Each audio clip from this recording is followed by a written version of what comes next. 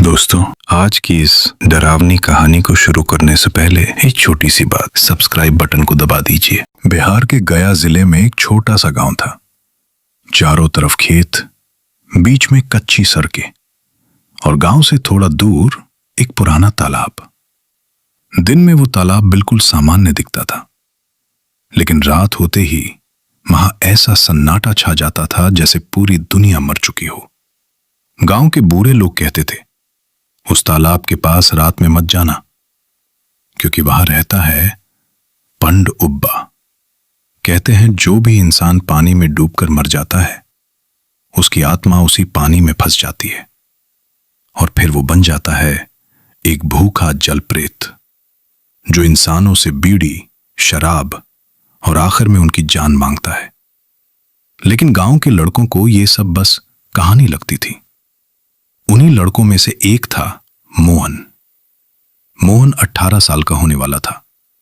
पतला दुबला, शांत स्वभाव का लड़का। उसके ज्यादा दोस्त नहीं थे, लेकिन पिछले कुछ महीनों से उसने गांव के कुछ लड़कों को बीड़ी पीते और शराब पीते देखा था।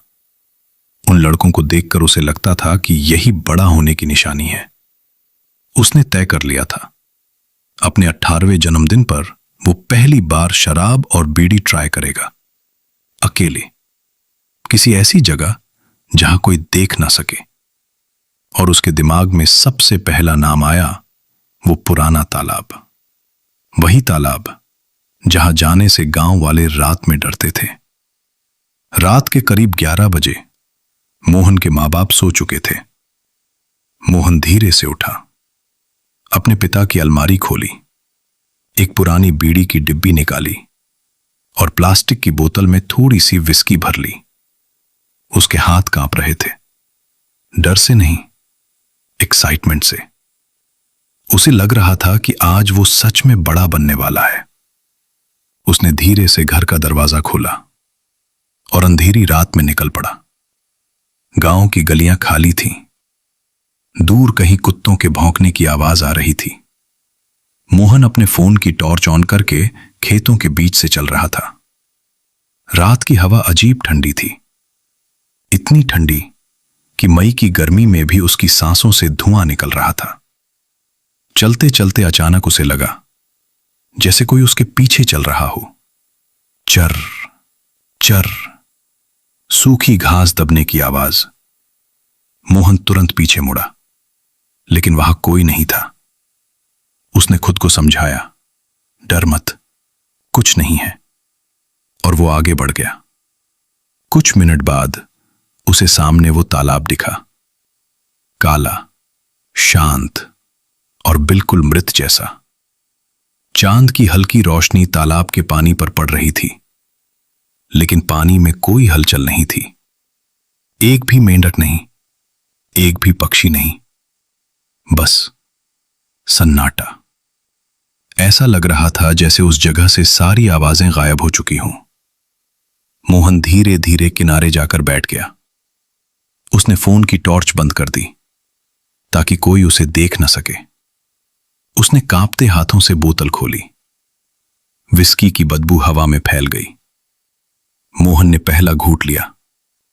उसका गला जलने लगा, लेकिन वो खुद को मर्द महसूस कर रहा था।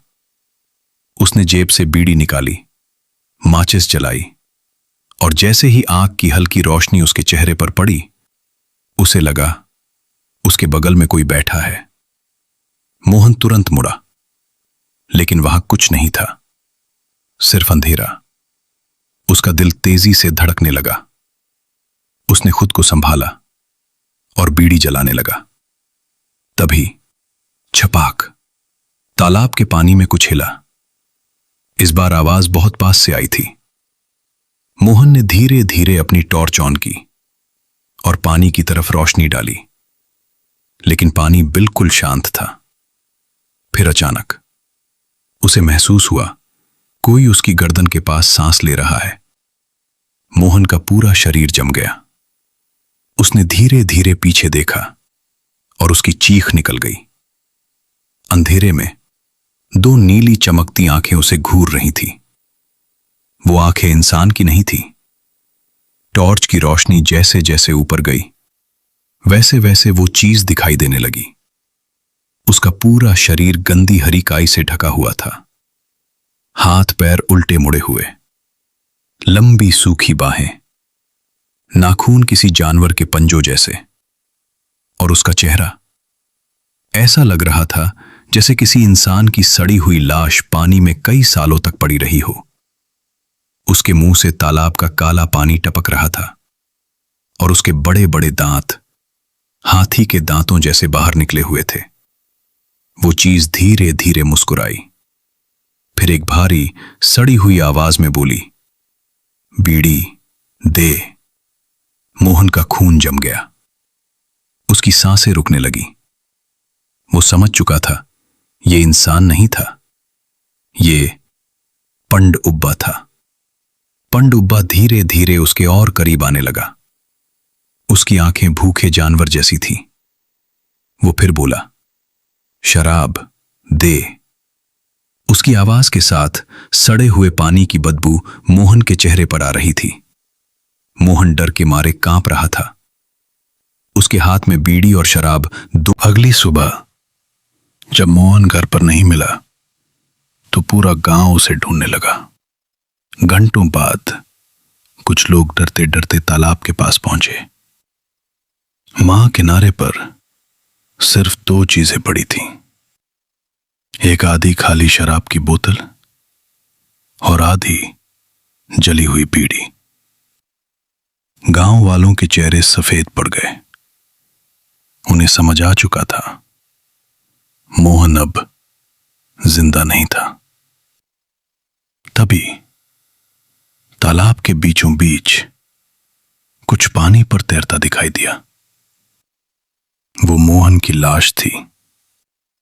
उसकी आंखें खुली हुई थीं, मुंह और नाक के अंदर गंदी काई भरी हुई थी।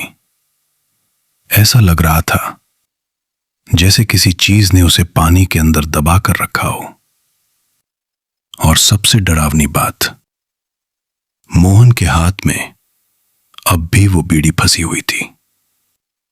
दिन के बाद गांव में किसी ने रात के समय उस तालाब के पास जाने की हिम्मत नहीं की।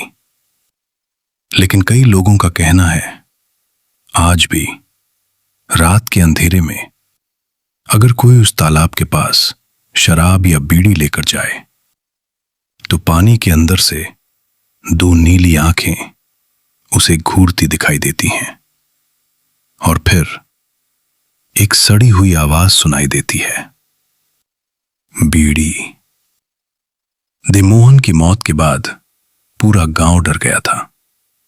लोगों ने रात में तालाब के पास जाना बंद कर दिया। सूरज ढलते ही वहां ऐसा सन्नाटा छा जाता था जैसे उस जगह से जिंदगी खत्म हो चुकी हो। लेकिन असली डर अभी शुरू हुआ था, क्योंकि मोहन की मौत के 3 दिन बाद गांव में अजीब घटनाएं होने लगी। रात के समय तालाब के आसपास रहने वाले लोगों को पानी से किसी के रोने की आवाजें आने लगी। कभी कोई धीमी आवाज में मदद मांगता तो कभी कोई हंसता। और सबसे डरावनी बात, कई लोगों ने दावा किया कि उन्होंने रात में मोहन को तालाब के किनारे खड़े देखा। उसके कपड़े पूरी तरह गीले थे, आंखें सफेद और मुंह से काला पानी बह रहा था। लेकिन जैसे ही कोई उसके पास जाता वो अंधेरे में गायब हो जाता। मोहन का सबसे करीबी दोस्त था राकेश। राकेश को यकीन नहीं था कि मोहन की मौत सिर्फ डूबने से हुई है। उसे लगता था उस रात तालाब में सचमुच कुछ था, क्योंकि मोहन की लाश मिलने के बाद उसके हाथ पर गहरे नाखूनों के निशान मिले थे। ऐसे निशान जो किसी इंसान के नहीं हो सकते थे। एक रात राकेश अपने घर में सो रहा था। तभी अचानक उसकी आंख खुली। उसे लगा जैसे कोई बाहर खिड़की पर खड़ा है। टक टक टक, धीरे धीरे कोई शीशे पर नाखून मार रहा था। राकेश डरते हुए खिड़की के पास गया और उसका दिल रुक गया। खिड़की के बाहर मोहन खड़ा था। उसका चेहरा पूरी तरह सूज चुका था। आंखों से गंदा पानी बह रहा था और उसके मुंह के अंदर काई भरी हुई थी। वो धीरे धीरे मुस्कुरा रहा था। फिर उसने खिड़की पर अपना हाथ रखा। उसकी उंगलियां पूरी तरह गल चुकी थीं और उसने धीमी आवाज में कहा, राकेश, बहुत ठंड है नीचे, चल मेरे साथ। राकेश डर के मारे पीछे गिर पड़ा। अचानक खिड़की के बाहर खड़ा मोहन गायब हो गया।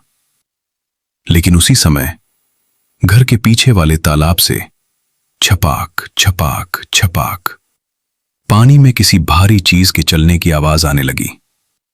राकेश ने कांपते हुए बाहर झांका और उसने देखा तालाब के पानी में दर्जनों नीली आंखें चमक रही थीं। अगली सुबह राकेश गांव के सबसे बूढ़े आदमी बाबा हरिनाथ के पास गया। बाबा हरिनाथ ने उसकी पूरी बात सुनी। फिर उनका चेहरा डर से सफेद पड़ गया।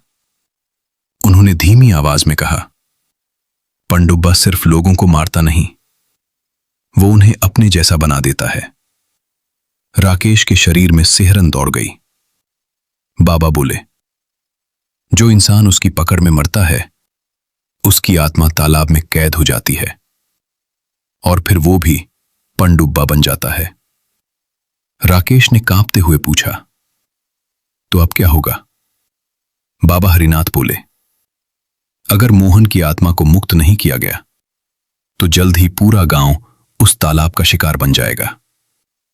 उस रात बाबा हरिनाथ, राकेश और गांव के 4 लोग मशालें लेकर तालाब की तरफ गए। हवा बहुत ठंडी थी। तालाब के पास पहुंचते ही सभी मशालों की आग अचानक कमजोर होने लगी, जैसे कोई उन्हें बुझाने की कोशिश कर रहा हो। अचानक तालाब के बीचों बीच पानी उबलने लगा, गड़ गड़ गड़, और धीरे धीरे पानी से एक आकृति बाहर आने लगी। पहले 2 नीली आंखें, फिर लंबी बाहें, फिर काई से ढका शरीर। वो पंडुब्बा था, लेकिन इस बार वो अकेला नहीं था। उसके पीछे दर्जनों सड़े हुए चेहरे पानी से बाहर निकल रहे थे। कुछ बच्चे, कुछ बूढ़े, कुछ औरतें, सभी की आंखें नीली चमक रही थीं और उनमें एक चेहरा मोहन का भी था। मोहन धीरे धीरे पानी से बाहर आया। उसका शरीर पूरी तरह गल चुका था। वो राकेश को घूरते हुए बोला, बहुत अकेला। बाबा हरिनाथ समझ चुके थे, अगर आज पंडुब्बा को नहीं रोका गया तो वो पूरे गांव को खत्म कर देगा। उन्होंने अपनी थैली से गंगा जल निकाला और तालाब में फेंक दिया। जैसे ही गंगा जल पानी में गिरा, पूरा तालाब जोर जोर से हिलने लगा। सभी पंडुब्बा दर्द से चीखने लगे। उनकी चमड़ी जलने लगी। मोहन ने राकेश की तरफ देखा। उसकी आंखों में पहली बार डर नहीं, मदद की गुहार थी। फिर अचानक तालाब के बीच से एक विशाल आकृति बाहर निकली। वो बाकी सभी पंडुब्बा से कई गुना बड़ा था। उसका सिर आधा इंसान, आधा मगरमच्छ जैसा था। पूरा शरीर काई और कीड़ों से भरा हुआ और उसकी आंखें खून जैसी लाल। बाबा हरिनाथ कांपते हुए बोले, ये पहला पंडुब्बा है जिसने बाकी सबको बनाया। वो विशाल दानव जोर से दहाड़ा और पूरे तालाब का पानी ऊपर उठने लगा, जैसे खुद पानी जिंदा हो। राकेश ने देखा सैकड़ों हाथ पानी के अंदर से बाहर निकल रहे थे और वो सब उनकी तरफ बढ़ रहे थे। तभी अचानक मोहन चीखा, भागो! और अगले ही पल उसने बाकी पंडुब्बा को पकड़ लिया ताकि राकेश और गांव वाले भाग सकें। राकेश आखिरी बार उसने देखा मोहन धीरे धीरे तालाब के अंदर डूब रहा था। उसके चेहरे पर दर्द था, लेकिन हल्की मुस्कान भी, जैसे आखिरकार उसकी आत्मा को शांति मिल रही हो। अगली सुबह तालाब पूरी तरह सूख चुका था। उसके अंदर सिर्फ काली मिट्टी थी और सैकड़ों पुरानी हड्डियां। उस दिन के बाद गांव में फिर कभी पनडुब्बा नहीं दिखा, लेकिन आज भी बरसात की कुछ